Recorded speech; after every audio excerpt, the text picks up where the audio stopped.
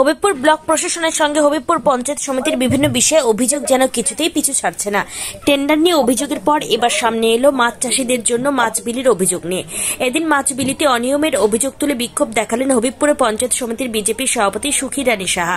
সোমবার দুপুরে block office চত্বরের মৎস্য দপ্তরের সামনে সহকর্মীদের নিয়ে বিক্ষোভ দেখান তিনি। অভিযোগ, কৃষকদের নিয়ম মেনে মাছ দেওয়া হচ্ছে না, পরিমাণেও কম দেওয়া হচ্ছে বলে অভিযোগ তোলেন তিনি। জানা গিয়েছে 264 জন কৃষককে মাছ দেওয়ার কথা রয়েছে।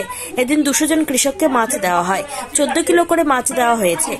কিন্তু পঞ্চায়েত সমিতি সভাপতি দাবি প্রায় 30 কেজি করে মাছ দেওয়ার কথা, কিন্তু মাছ চাষিদের ঠকিয়ে অনেক কম মাছ দেওয়া হচ্ছে। স্বাভাবিকভাবেই এমন অভিযোগে বিড়ম্বনায় পড়েছে ব্লক প্রশাসন। এখন দেখার এই অভিযোগের সমাধান কোন পথে।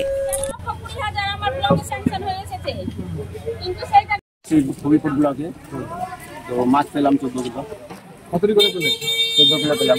কি মাছ আছে? ওই যে মিক্সচার, সব মেচানো, তো দেখতে হবে জলের ভিতরে কি কি মাছ আছে। হচ্ছে আপনার বলছে মুখে পিস হিসাবে, কিন্তু দেওয়া হচ্ছে কিলো হিসাবে। সামান্য মাছ দেওয়া হচ্ছে চাষিকে, আপনার 14 কিলো করে মাছ দেওয়া হচ্ছে। বিভিন্ন ব্লকে কিন্তু বেশি দেওয়া হচ্ছে। আমার তো প্রত্যেকটা ব্লকে পঞ্চায়েত সমিতি সভাপতি হিসাবে আমার যোগাযোগ রয়েছে, প্রত্যেকটা ব্লকে কিন্তু বেশি দেওয়া হচ্ছে, কিন্তু আমার ব্লকে এরকম দুর্নীতি হচ্ছে এবং সম্পূর্ণ আমাকে অন্ধকারে রেখে